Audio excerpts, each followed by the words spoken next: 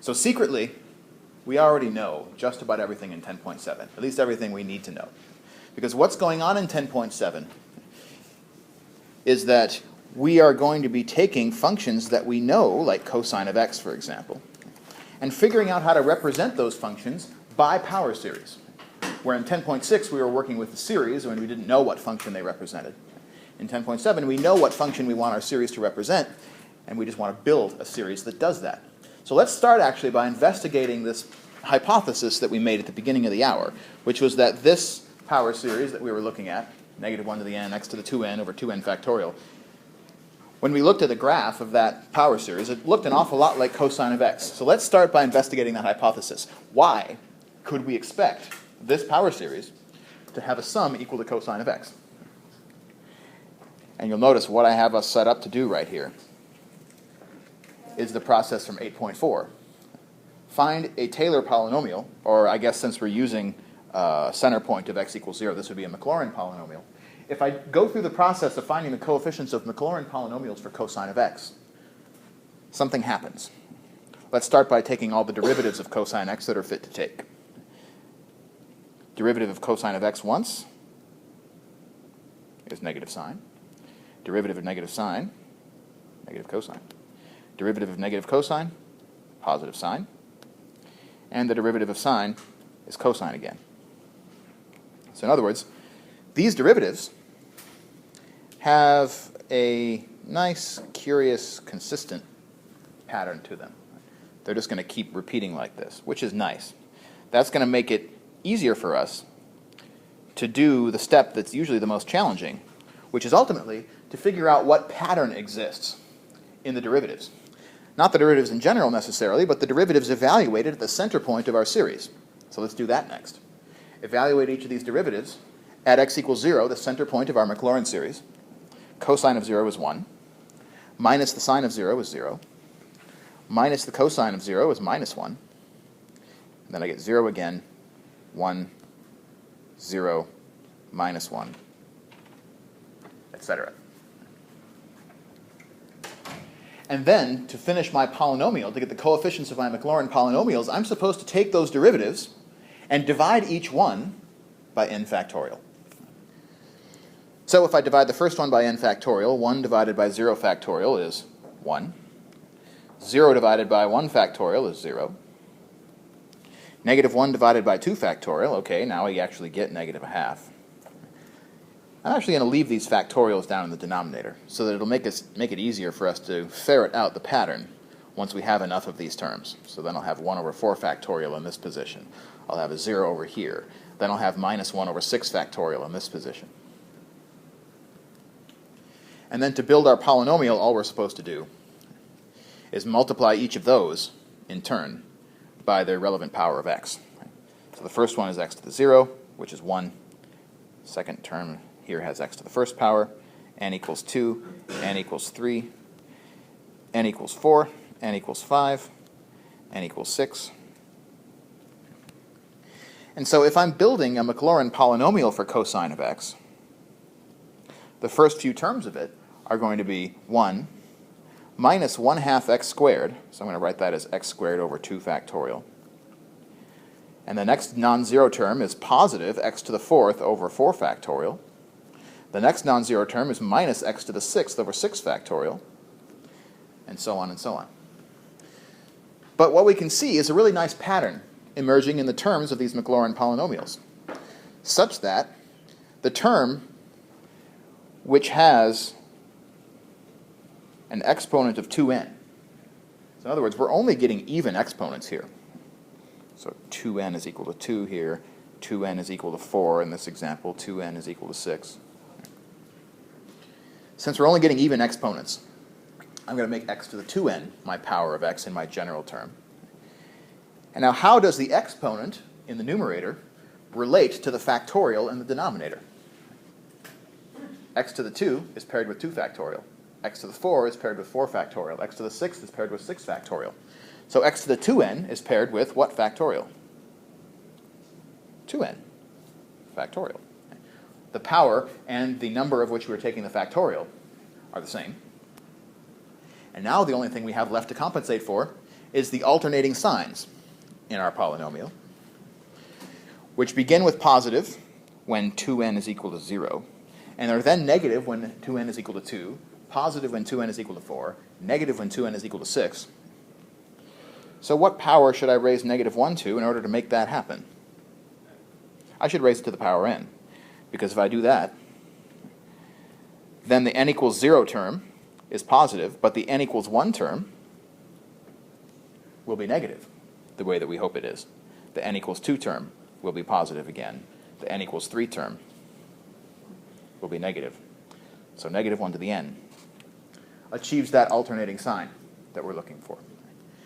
But now that we have this general term written down here in the lower right, this allows us to understand not just Maclaurin polynomials for cosine of x, but in fact the entire Maclaurin series that we get by adding infinitely many of those terms. Because now we have the pattern that describes every single term that would be a part of this polynomial. We can rewrite cosine of x as the sum of infinitely many of those terms. So put an infinity up here on top, and then I'm going to agree, at least provisionally, that cosine of x is going to be equal to the sum of that series, provided that series converges. And the hard work here was in describing that pattern, actually coming up with negative 1 to the n, x to the 2n over 2n factorial. That was the tricky part. Now that we understand that cosine of x can be written in that way as long as this series converges, the hard part is done. After that, everything else is gravy, because we can now use this series to represent cosine of x, and anything we can do with cosine, we should also be able to do with the series for cosine instead. So all those manipulations that you did in the second half of the activity that you just finished, those kinds of manipulations, we can do them to the function by name, cosine of x, or we can do them to the terms of the series, one by one. And since the terms of the series are all powers of x, everything we could do to powers of x is a lot simpler than things we could do to cosine of x.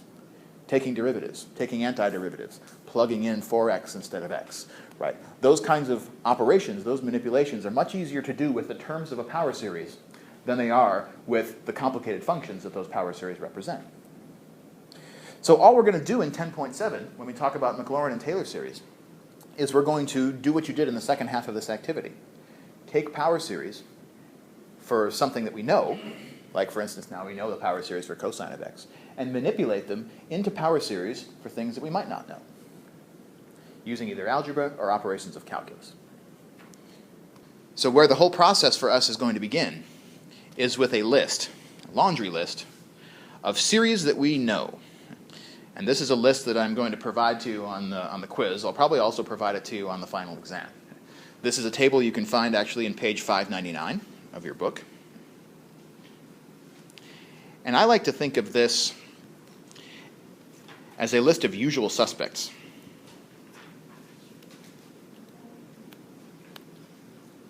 In other words, this is a list of power series that if we have these, if we understand these series and we have them in our back pocket, we can compare a lot of other series that we don't know to these examples. Because in each of these examples, let's take the one in the second row here, sine of x, we can understand that power series' value as adding up to sine of x, or we can understand that power series' value one term at a time. And anything that I can do to the series, the corresponding thing will happen to the function that that series represents, provided that series converges. So that's what we have in the final column here, is that it's also giving us what is the interval of convergence for each of these power series. So taking the series for sine of x as an example, this power series converges for all values of x, which again, based on our analysis at the beginning of the hour, we might have expected that to happen because we have this friendly factorial in the general term, in the denominator. And that factorial is going to lord over the geometric factor of x to the 2n plus 1 upstairs, making this always converge no matter what value x takes. So, here's the fun part. The fun part is taking these series and doing manipulations with them. Manipulations of algebra, manipulations of calculus. Let's just pick one example. let's suppose we take the power series that we have here that describes for us, well, let's take cosine of x, because that was the example we started with. And so off the shelf, I'm going to take the series for cosine of x, negative 1 to the n times x to the 2n, divided by 2n, the quantity factorial, added from n equals 0 to infinity. And this function and that series are supposed to represent the same thing. Let's also explicitly write out the first few terms of that series as are done here. 1 minus x squared over 2 factorial, plus x to the 4th over 4 factorial, which is 24, minus x to the 6th over 6 factorial, which is 720, and so forth. So the fun part is that whatever I can do to a function, I can do to its power series, term by term, inside of its interval of convergence. And in this example, the interval of convergence is all real x, so we don't even have to worry about that part. Let's take the derivative of our series, one term at a time. So from my terms of my series up here, let's take all their derivatives. Well, the derivative of 1 is going to give me 0. The derivative of minus x squared over 2, minus x. The derivative of x to the 4th over 24, x to the 3rd over 6. Right, the 4 that comes down is going to cancel one of the 4's in 24 downstairs. Okay, then what's the derivative of x to the 6th over 720? X to the 5th over 120.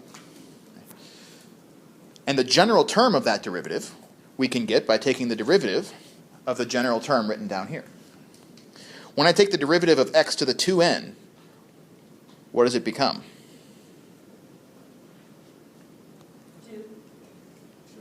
2n is going to come down front, times x raised to what power?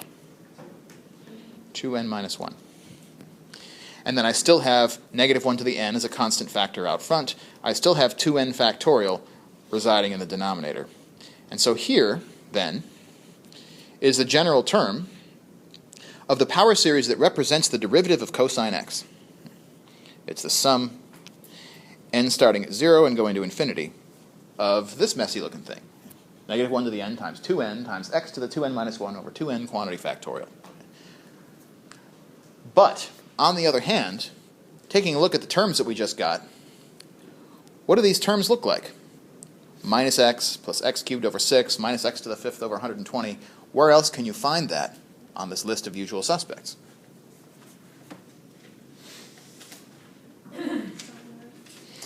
Yeah, take a look at what's directly above it on the list here. This series begins with x and continues with minus x to the 3rd over 6 plus x to the 5th over 120. So what's the difference between that series and this series? The positives are negatives. So in other words, this series is equal to the opposite of that series.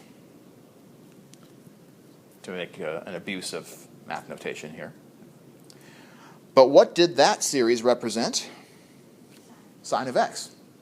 And therefore, our series must represent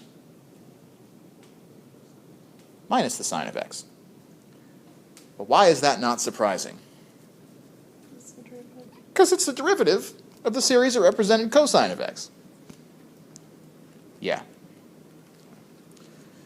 So that's the power, pun intended, I suppose, of power series. Okay. Is that whatever we can do to the function, which we know by name, we can also do to the power series that represents it one term at a time. So if I take the derivative of the power series that represents cosine, I should get a power series that represents minus sine. If I take the antiderivative of the power series that represents 1 over 1 plus x, so here's that power series, 1 minus x minus plus x squared over 2, and so on. If I take the antiderivative of this one term at a time, I'm going to end up with x minus x squared over 2 plus x cubed over 3 minus x to the 4th over 4, and so on and so forth. But that series should represent the antiderivative of our original function. And the antiderivative of 1 over 1 plus x is indeed the natural log of the absolute value of 1 plus x, technically. So taking derivatives and antiderivatives, doing these operations of calculus to complex functions, complicated functions, we may as well do them term by term to the power series, to turn a known power series into an unknown power series. And it's the same thing with other operations of algebra, like replacing x by 2x, replacing x by minus x squared, and all those other manipulations that you did in the second half of the activity.